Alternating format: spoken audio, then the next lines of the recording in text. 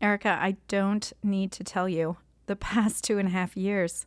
I mean, what on earth? Nobody has prepared us for this, even those of us who specialize in uncertainty and crucibles and chaos, and the leaders who keep trying to inspire and make progress.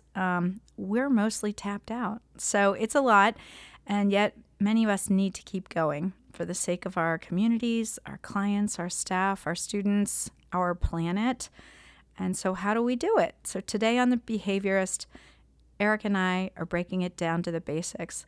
How do we keep putting one foot in front of the other when there's no gas in the tank and the world around us is falling apart every day?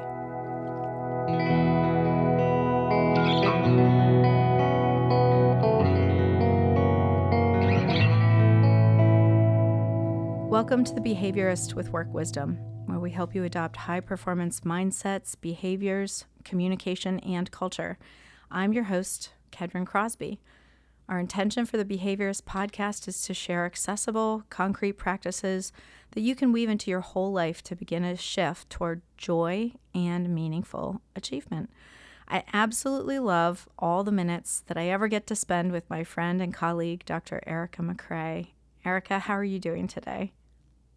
I am doing well. Good. It's great to be with you always. So, Oh, that's so good. Well, you're truly an inspiration to me, and you help me keep putting one foot in front of the other. So I have to admit that today my feet are covered in Rothy pointy toe blush shoes based on you and Allie selling me on Rothy's last week. So loving them, sustainable fashion. Thank you for the tip.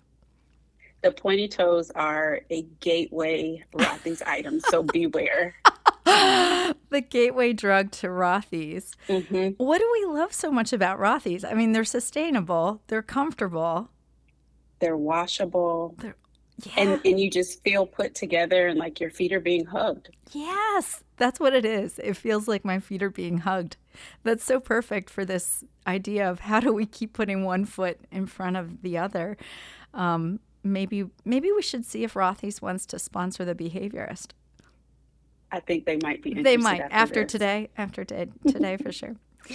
Well, so I thought we should just have a frank and brief conversation about how to keep going with a genuinely authentic, positive spirit when it does feel like the world is kind of collapsing all around us. And, the fabric of normal society is unraveling. But how do we, as world changers, keep pushing forward? So part of it, I think, is the Great Resignation and then the fallout from the Great Resignation. And so, of course, we know from Gallup, there was a May 2022 bit of data that said 48% of the workforce is actively looking for a new job right now. Half. And so the Great Resignation is really, they're now calling it the Great Discontent. And we know that more than 50% of people leaving their jobs are reporting that it's because they didn't feel valued by their organization and they didn't feel valued by their manager. So in my mind, this puts an awful lot of weight on the role of the manager and the leader to stay strong, to keep valuing, to keep creating a sense of belonging. Marcus Buckingham, it was May 2019 article in HBR called The Power of Hidden Teams. He said, of all the factors that create the experiences that distinguish the best teams, the most important is the actions of the team's leader and how he or she builds trust and gives attention. So again, even more duty, responsibility to those leaders and those managers to build trust, give attention, value others, create a sense of belonging. So I'd like to get to some concrete practices for how we authentically resonate in positive ways. Sarah and I were talking about this last night over dinner, and we were starting to think about there's a few kinds of classifications of the great unraveling. So I want your opinions on this, and feel free to critique this compartmentalization of the messiness. But we were thinking maybe it makes sense to chunk out the unraveling so that we could think about which habits work for which bucket of hardship. So the first phenomena are those societal and slow burning in their unraveling. So we were thinking this is like COVID, maybe the overturning of Roe v. Wade, where we had some months, we were hearing about these things. There were graphs that were showing up in our feeds, and there were quiet podcasts, and the Daily might start talking about it. And it helped us to digest it so that when it happened, it wasn't quite as shocking for us. So that was category number one. Does that one make sense to you? Absolutely. Okay. All right. So there are all kinds of hardships that we can think of that might fall into that bucket. Then we thought there was this second bucket, and these are these individual, very sudden, deeply shocking point in time efforts. So, the murder of George Floyd, the January 6th insurrection, we weren't prepared for those. There was no, graphs or podcasts that were coming out ahead of time to prepare us for those. So I consider those to be more point in time, shocking, maybe traumatizing as well. Does that one make sense to you too? Yes, but I would like to dig into that one a little bit if you Yeah. can. Yeah, I want to too, because I don't know that George Floyd belongs in that one. I think that we saw that coming. Hmm. So that might be in a different category. But then I think there might be a third category. I hate to sound so negative, but it just is helping me to compartmentalize these a bit. So the third category might be societal, chronic, and shocking events like the mass murders that are happening, almost daily in 2022. So they're societal, they're shocking, but they're ongoing. And so, I would say murders of people of color at the hands of those in power. I'm afraid that some of the Supreme Court rulings that may be unfolding might fall into this bucket too. So thoughts about any of this in terms of this sort of ad hoc system for chunking out the shrapnel that seems to be flying at us. Do you have any thoughts on this? Absolutely. I was thinking even before the three categories in higher education, we haven't experienced the great resignation, but what has been called the great disengagement, Mm. with faculty not leaving their positions. Some are, but not leaving their positions, but engaging with their work in a more disconnected way. So a lot of the work depends on service that aren't directly related to teaching or research.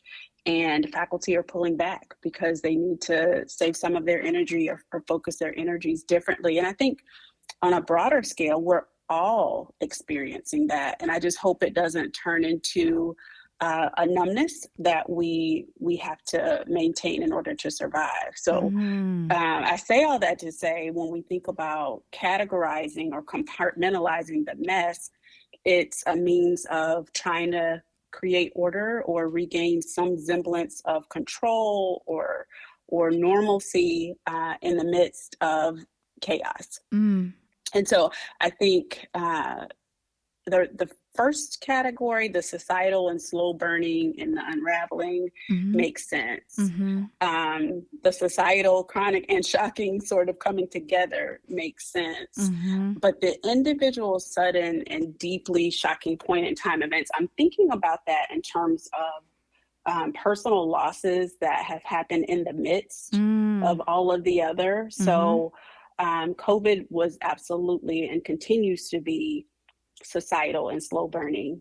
But I think about the loss of family members Mm-hmm. um, as a result. And so that becomes the individual, sudden, and deeply shocking. And so the grief takes on a different tenor Hmm. when we have those individual, sudden, and deeply shocking events occur in the midst of the slow burning unraveling. And so I don't know that we'll really understand the impact for years to come. I Hmm. think the trauma that you're talking about shows up in every aspect of our lives, and it almost doesn't feel fair or possible to grieve in the ways that we need to in order to recover and be healthy on the other side. So Hmm. I appreciate you and Sarah thinking about it in this way, because it might help us to think about, so what are the steps we can take as we try to recover from the pandemic, as we try to process individual losses in the midst of these sometimes shocking and in some ways not shocking. For Hmm. instance, the insurrection was a manifestation of, factors that had been at play all along. Hmm. Not unlike the very public murder of George Floyd. We just happen to be still because of the pandemic. This has been happening all over the country Hmm. for years. Yeah. And so I just think the collective and sort of exponential effect of all of these, we need ways to process and make sense of it. And I think this is a helpful framing. Yeah. I'm interested in thinking through this because as I'm hearing you talk, I'm hearing you say, how do we process it after it happens? How do we grieve from it? How do we recover from it? How do we heal from it? And I'm almost thinking, um, what if we try to steel ourselves? What do we do to not inoculate, but somehow ready ourselves for it so that when it happens, the damage isn't quite so deep? So I don't know if it's possible. Maybe we need to think about both how do we steel ourselves and ready ourselves, strengthen ourselves so that when it happens, we aren't knocked off our feet quite as badly, and we can still be Mm-hmm. standing and strong for those around us. But also, how do we grieve? How do we process? How do we heal after the fact? I think maybe there's maybe another podcast in this for us, Erica. I do too. I do Good. too. Good. Okay. Well, we think a lot in the world of leadership. We think a lot about the fact that, our bodies, our brains were definitely not built to deal with this much negativity and uncertainty. Heidi Grant has done some really fantastic work in some habits that actually help us lead others when there is this kind of negativity, uncertainty. And we'll include a link to her HBR article where she talks about how do we lead with realistic optimism, because optimism that's not grounded in reality actually has a negative impact. What's it like to help lift the conversations up to the higher meaning? That's a way to inspire so that our teams can keep going and feel compelled to dig deep. And then the importance of candor during times of this much negativity and uncertainty that, especially when things are moving fast, we need to be honest and challenge each other directly, but care personally about each other. So those are some habits we know. We know that Richard Boyatzis and Annie McKee and Daniel Goleman, they did a lot of work on resonant leadership. So these are habits for how do we as leaders process what they call power stress, which is more unique than typical distress. It's when we are autonomous, we have heavy responsibility, and they basically say you must engage in this renewal cycle in order to stave off burnout when you have power stress. So that's weaving in mindfulness and hope in very concrete ways so that you can stay strong during the unraveling and the chaos. So, but I want to think about your habits today, and maybe I'll share some of mine too. But I want to make this really concrete for our listeners because they are dealing with this every day, and I want to ask first about how you steel yourself for that first category of the hardships. Those are the ones that are societal, maybe slow burning in their unraveling. What are you doing to keep yourself strong so that you can continue to inspire and lead for those hardships? What do you have in your bag of tricks over there, Erica? Well, at first, I know that I need to be aware of what's happening. So I try not to completely check out, Mm-hmm. even when it becomes overwhelming. Mm-hmm. But managing awareness with self preservation. So maybe I'm on social media for 15 minutes in the morning and 15 minutes in the evening, Mm-hmm. and making sure that I'm staying connected to those that I'm responsible to and for. Mm. So check-ins throughout the day, throughout the week, making sure that I am taking care of myself. One of my yoga teachers says, drink as you pour. Mm. So I really try to stay intentional about the time that I know that I need to be alone, to process, to recharge. I also think that the idea of mindfulness shows up differently for different people, and it doesn't have to be one way. And so I try to think about for the people that I work with and support, helping them to see that mindfulness for me might look one way and mindfulness for them might look a different way. So I practice mindful breathing. I do body scans when I start to feel tension in my body. So wiggling my toes and flexing my muscles and counting my breaths, just so that I can stay grounded where I am. One of my colleagues says, stay where your feet are. And Mm-hmm. sometimes that's physically looking around and noticing where I am as a part of the bigger picture, but to really focus in.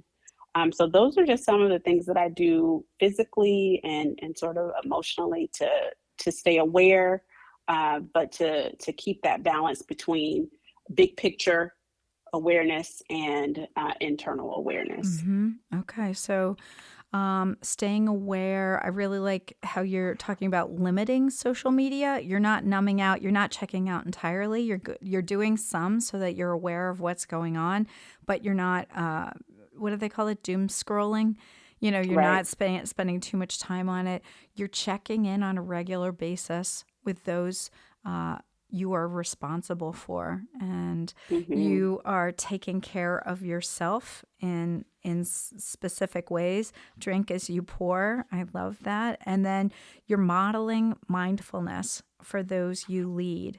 And I love that in each of these they can be operationalized in whatever ways make sense to that specific leader and the context in which they're leading. So they're general enough that they can be tailored for that person in their work life. What about that second category, which we're not totally sure about how much we like that second category, but I think that the second category, I think you're absolutely right that it is individual events that might happen to us that often are deeply shocking and can knock us to the ground, really. So, Hmm. in order to keep putting one foot in front of the other for those kinds of events, what do you do to stay positive in those moments when you feel like you've just been knocked to the ground, or do you lay on the ground for a while? I was going to say for this one, I would say that I don't necessarily steel myself. Mm-hmm. I grew up near the water, and so going to the beach was a daily thing during the summer. And if you've ever been caught out in a current, the lifeguards, the people who are strong swimmers will say, don't try to fight the current. Mm. Try to float into it. Mm-hmm. Just allow your body to relax. The water will carry you. Mm-hmm. And so I try to take that approach when it comes to those sudden, shocking, and I keep relating it to personal loss, but leaning into waves of grief when they come, Mm. allowing allowing my feelings to show up and to wallow in them for a while, Mm-hmm. whether it's laying on the ground, whether it's crying with family or friends, whether Mm-hmm. it's revisiting memories, pictures, whatever it is, so that when I'm in a situation that triggers an emotional response, those sort of repressed feelings that I've steeled potentially against don't come springing up. Mm-hmm. And that is from experience, Mm-hmm. trying to keep emotions down, trying to keep grief down, trying to keep other intense emotions down, and then they show up in unexpected places or at unexpected times. And so I try not to steal when it comes to that kind of experience. I try to float in it. I try to uh, go with it. Mm-hmm. And I know that that must make you even more authentic as a leader, that people see you floating in it and they can see your feeling your feelings and letting the water carry you during those times. So we know that we want authentic leaders as well, and who can role model when we get knocked off our feet for us. So I love that idea that you're not going to steal yourself in that case. You're going to let the water carry you. So that's really great advice for any of our leaders that might be experiencing something like that right now. That third category, those societal, chronic, and shocking messes that are happening. When you think about being a leader and putting one foot in front of your other, do you have any kind of phrase or mantra or a habit or a practice that helps you get through those? Is there anything that comes to mind in that case, rather than the ones that we've talked about in the other two buckets? I absolutely do. I love to read across genres. Mm-hmm. And so if I can, I'd like to share two. Mm-hmm. And one is an Audre Lorde quote where she says, "Caring for myself is not self indulgence, Mm-hmm. it is self preservation, and that is an act of political warfare." Mm-hmm. And that to me reminds me that there will be times when I have to step back to recharge so that I can fight another day. Mm-hmm. And in the current climate, it feels like every day I'm reminded, okay, go for your walk, that's self preservation. Mm-hmm. Take your nap, that's self preservation. Mm-hmm. Have your quiet time in the morning, because that is necessary Mm-hmm. in order to continue at the pace that we're facing right now. So that's one. Mm-hmm. The other is Octavia Butler. Mm-hmm. And one of her quotes is, "There's nothing new under the sun, but there are other suns." Mm. And so for me, that suggests that we aren't experiencing anything that hasn't happened in the past. It Mm-hmm. just has a slightly different flavor. Mm-hmm. But this isn't all there is. And if we keep going, we can reimagine, recreate, transform, etc. Mm-hmm. Mm-hmm. Oh my goodness. Both are so inspiring and exactly what we need to hear when we have those chronic and shocking hardships that we go through. I keep on thinking about this concept of anti-fragility. And so over the last 2.5 years, it's become more common to think about what is anti-fragile, how do we move through hardship in an anti-fragile way rather than just being resilient. With resilience, you bounce back to the same. With anti-fragility, there is something about the chaos, the hardship, the even pain that strengthens us so that when we do come back, we're stronger, more creative. And so I've been thinking a lot about, is there a way to transform the chronic and shocking into something that teaches us and allows us to improve the system? or even how we lead through it. So I like Nathan Furr. He was a professor. I guess he still is a professor at INSEAD. And he talks a lot about uncertainty and leaders who lead through uncertainty. And those leaders who have the most success are ones who reframe the chaos or the crisis and think, what can I learn here? How is this going to help us get stronger? How is this stress testing whatever we're going through as a society or as a business right now? So those reframes, I think, in addition to definitely caring for ourselves, taking our naps, taking our walks, and recognizing that there's nothing new under the sun, but there are other suns, then that allows us to keep reimagining and reinventing. So do you have any other concrete habits that you'd like to share with our listeners that they might want to weave into their own ways of genuinely staying hopeful in this time? I would just reiterate movement in however that feels good and right in your body. Mm-hmm. We can hold so much anxiety and resentment and tension in our bodies, and that affects everything we try to do physically or intellectually or emotionally. And then stay connected to community. It's easy to burrow, Mm-hmm. um, especially after having 2 years of practice Yeah, we're good at at it. being isolated. Yep, burrowing. Yes. So Beautiful. those would be the two. Yeah, that movement in whatever way works for you and staying connected to community, finding your community and reaching out to them. Those are incredible practices. So, Erica, thank you so much for being part of this movement of helping world changers really enhance their individual and collective team performance. Thank you, listeners, for downloading The Behaviorist. We hope you'll subscribe.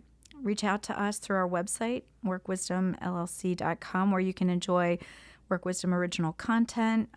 You can buy our modern work tools now. You can ask questions, contact us, and make suggestions of topics you'd like us to explore in future episodes. So, as is our custom, we will leave you with some 1-minute wisdom from Anthony DeMello. How shall I help the world? By understanding it, said the master. And how shall I understand it? By turning away from it. How then shall I serve humanity? By understanding yourself.